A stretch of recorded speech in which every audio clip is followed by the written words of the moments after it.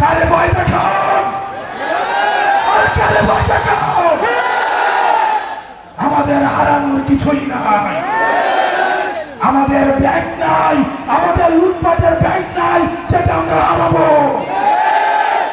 Jail থেকে বের হয়ে এসে কেঁদে কেঁদে বলে, আমার মাসুম বাচ্চারা,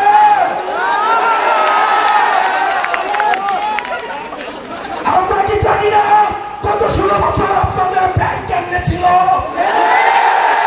আপনাদের ব্যবসা কেমনে ছিল,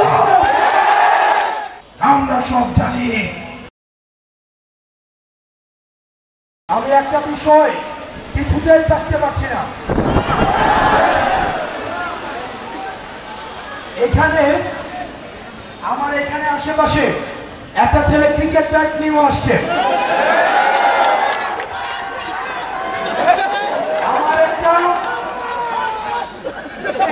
আমার একটা কোচিং সেন্টারও আছে এই পাশে, ওখান থেকে স্টুডেন্টও এখানে আসছে, মসজিদ থেকে অনেক নামাজিরাও এখানে আসছে। তবে একটা বিষয় আমি এখনো বুঝতে পারছি না, যারা ছাত্র, আপনারা যারা পরবর্তীতে ওসি হবেন, এসপি হবেন, ডিসি হবেন, আপনারা কি কোন রাজনৈতিক দলের দালালি করতে চান? এই অভ্যুত্থানে যারা দাড়ি পাকাওয়ালা মানুষ কয়জন রক্ত দিয়েছে, আর যারা ছাত্র তরুণ তারা কয়জন রক্ত দিয়েছে, যারা সংস্কার কার্যক্রম বন্ধ করতে চান, আপনাদের তরুণদের সাথে বসতে হবে, তাদেরকে জিজ্ঞেস করতে হবে যে তারা দাবেদারি করতে চায় কিনা। এই তরুণ সমাজ আর দালালি করতে চায় না, এই তরুণ সমাজ আর দালালি করতে চায় না, এই তরুণ সমাজ দাবেদার হতে চায় না, এই তরুণ সমাজ আর স্বৈরাচার হতে চায় না। সুতরাং যারা সংস্কারের বিরুদ্ধে অবস্থান নিয়েছেন, আপনারা জেনে রাখুন, আপনারা এই তরুণ সমাজের বিরুদ্ধে অবস্থান নিয়েছেন, এই জাতির বিরুদ্ধে অবস্থান নিয়েছেন।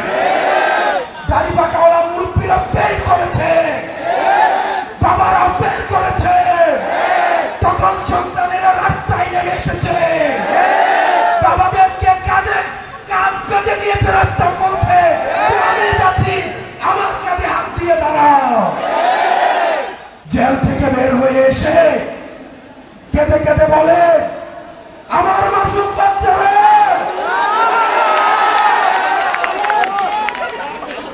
আমরা কি জানি না গত 16 বছর আপনাদের ব্যাংক কেমনে ছিল, আপনাদের ব্যবসা কেমনে ছিল, আমরা সব জানি। কারে ভয় দেখান, আরে কারে ভয় দেখান। আমাদের হারানোর কিছুই নাই, আমাদের ব্যাংক নাই, আমাদের লুটপাটের ব্যাংক নাই যেটা আমরা হারাবো। আমাদের শুধু আছে ভালোবাসা মানুষের, আমরা সেটার জন্য রাস্তায় এসে আবার আমরা জীবন দিব। ডিসিএসপিদের বলছি, আপনারা যে ভালো ব্যবহার করছেন আমরা জানি, আপনারা চিপায় পড়ে আমাদের সাথে ভালো ব্যবহার করছেন।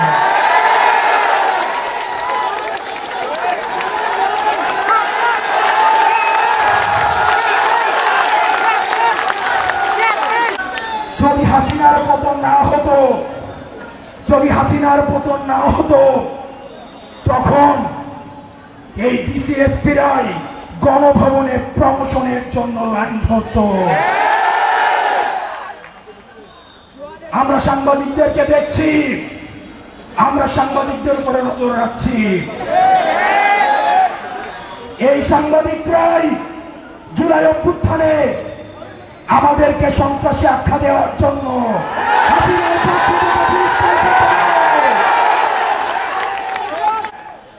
সাংবাদিকদেরকে বলবো, বসুন্ধরার সাংবাদিক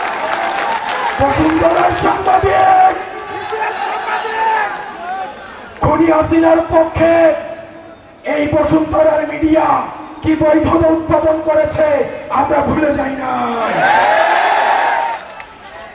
বসুন্ধরা গ্রুপের সাংবাদিকরা আবারও নগ্ন হয়ে অপরাধের বৈধতা উৎপাদনের জন্য আবার নেমে পড়েছে, আবার আরেকটা একাগারো ঘটাতে তারা ষড়যন্ত্র করছে।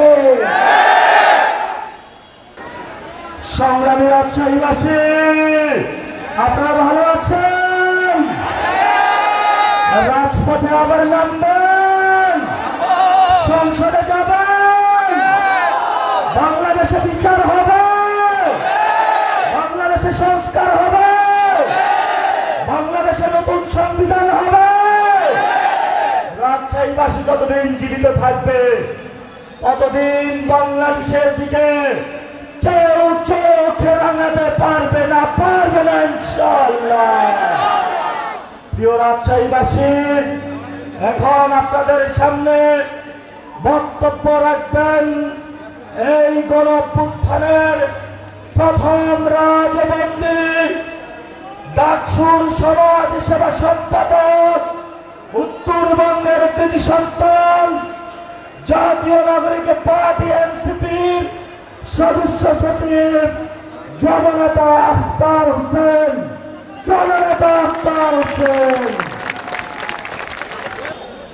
আপনারা অনেক কষ্ট করে অনেকক্ষণ ধরে আমাদের জন্য অপেক্ষা করছেন, সেজন্য আপনাদেরকে ধন্যবাদ। রাজশাহীতে আপনাদের দেয়ালেই আপনাদের সন্তানেরা লিখে রেখেছে বাংলাদেশ 2.0। আপনাদের সন্তানদের গ্রাফিটি এখনো আছে, স্বাধীনতা এনেছি, সংস্কারও আনবো। যেই সংস্কার আনার কথা আপনাদের সন্তানরা এখনো দেয়ালে লেখা আছে, সেই সংস্কার আমরা এনেই ছাড়বো। দেশের সংস্কারের পথে যারা বাধা দিবে, দেশের মানুষ তাদের মনে রাখবে, সেই হিসাব তারা রাখবে। আপনাদের সন্তানদেরকে যারা গত বছর জুলাই আগস্ট মাসে খুনের নির্দেশ দিয়েছে, তাদের বিচার এই দেশের মাটিতেই হবে। আমরা আর ওই বাংলাদেশে ফেরত যাব না যেখানে রাষ্ট্রের পুলিশ বাহিনী, রাষ্ট্রের নিরাপত্তা বাহিনী নিজের নাগরিককে গুম করে, খুন করে। এইটা কোনো রাষ্ট্র হতে পারে না। যেই সংবিধান আমাদের অধিকার সুরক্ষিত করতে পারে না, যেই সংবিধান সকল জাতিসত্তার অধিকার সুরক্ষিত করতে পারে না, সেই সংবিধানের আমাদের প্রয়োজন নাই। আমাদের লাগবে নতুন সংবিধান যেটা বাংলাদেশের সকল নাগরিকের অধিকার সংরক্ষিত রাখবে। বাংলাদেশ হবে সকল নাগরিকের, বাংলাদেশ হবে বাংলাদেশের মানুষের জন্য। কেউ বিচার পাবে, কেউ বিচার পাবে না। যার ক্ষমতা আছে, যার টাকা আছে, ক্ষমতায় কেউ আছে তাকে চেনে, শুধু তারা বিচার পাবে, কিন্তু সাধারণ মানুষ বিচার পাবে না। ওই বাংলাদেশে আমরা যাব না। সরকারি অফিসে গিয়ে কেন ঘুষ দিয়ে কাজ করাতে হবে? সরকারি অফিসে বাংলাদেশের নাগরিক তার নাগরিক হিসেবে সুযোগ সুবিধা পাবে। বাংলাদেশের মানুষের হবে, সেই জন্য আমরা দেশ গড়তে জুলাই পদযাত্রা করছি। 64টা জেলায় আমরা যাচ্ছি। আপনারা আজকে রাজশাহীতে আমাদেরকে অনেক অনেক ভালোবাসা দিয়েছেন। আমরা দায়ী থাকবো আপনাদের প্রতি।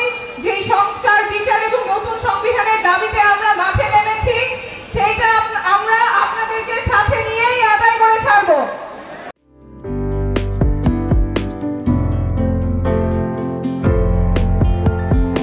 পহেলা জানুয়ারি 2025 ইউটিউব জার্নালিজমের অগ্রদূত changetv.press 6 বছর পেরিয়ে পা রাখল গর্বিত সাথে। আমি অত্যন্ত আনন্দিত হলাম যে চেঞ্জ টিভি আগামী কয়েকদিনের মধ্যেই 6 বছর পূর্ণ করবে। আর হাঁটি হাঁটি পা পা করে চলা শুরু করে এখন সে বেশ দৌড়াদৌড়ি করছে বলা যেতে পারে। ও নামটাও অত্যন্ত বলবো যে সিগনিফিক্যান্ট, যে চেঞ্জ, এই গণঅভ্যুত্থান কিন্তু চেঞ্জ চেয়েছে। সেই হিসেবে তোমার টেলিভিশনের, তোমার এই চ্যানেলের নামের একটা যথেষ্ট মিল পাওয়া যায়। আমার প্রত্যাশা যে এই গণঅভ্যুত্থানের যে প্রত্যাশা, যে আশা আকাঙ্ক্ষা, চেঞ্জ টিভি সেটিকে এগিয়ে নিয়ে যাবে। তোমাকে শুভেচ্ছা। চেঞ্জ টিভি যারা সম্পৃক্ত আছেন, যারা কর্মী আছেন, সামনে পেছনে সকলকে আমার শুভেচ্ছা। changetv.press এক ফোঁটা হলুদও নেই। Online TV channel change TV 6 বছর ধরে ওনারা কাজ করে যাচ্ছেন। ইতিমধ্যে জনগণের হৃদয়ে স্থান করে নিয়েছেন। প্রায় 22 লাখ সাবস্ক্রাইবার আছে এর। আর যে কোনো অনুষ্ঠান 10 লাখের মতো মানুষ এটা প্রতিদিন মানুষ দেখে থাকে। আমিও এই চ্যানেল নিয়মিত দেখি। তো চেঞ্জ টিভির পক্ষে আমির মোমিনুল মানিক সাহেবের উপস্থাপনা, প্রশ্নের ধরন, এগুলো জনগণ দেখতে চায়, শুনতে চায়। আমি চেঞ্জ টিভির উত্তরোত্তর সমৃদ্ধি কামনা করছি। changetv.press এক ফোঁটা হলুদও নেই। চেঞ্জ টিভি, তো আমি তাদেরকে আমার অসংখ্য শুভেচ্ছা জানাচ্ছি, কারণ তারা যে ভূমিকা রেখেছে এই সময়, একটা কঠিন সময় ছিল, সেটাতে যেমন ভূমিকা রেখেছে, এমনকি 5ই আগস্টের পরে নতুন বাংলাদেশেও তারা তাদের সেই তীক্ষ্ণ একটা সমালোচনামূলক এবং যেটাকে আমি গঠনমূলক বলবো সেরকম একটা ভূমিকা রাখছেন। তো সেক্ষেত্রে আমরা মনে করি যে এই ভূমিকা আমাদের দরকার, আমরা চাই এটা থাকুক এবং আরও যেন সমৃদ্ধ হয়। নতুন বাংলাদেশ নির্মাণে আমরা চাই যে চেঞ্জ টিভি যে সমালোচনাগুলো করছে বা যেগুলো আমরা তুলে ধরছেন, সেটা এমন করে করবেন যেন আমরা সেখান থেকে শিখতে পারি এবং সবাই মিলে যেন আমরা নতুন বাংলাদেশকে সত্যিকার অর্থে বৈষম্য বিহীন একটা সমাজ গড়ে তুলতে পারি, সেটা আপনারা সহজ চেষ্টা করুন। changetv.press এক ফোঁটা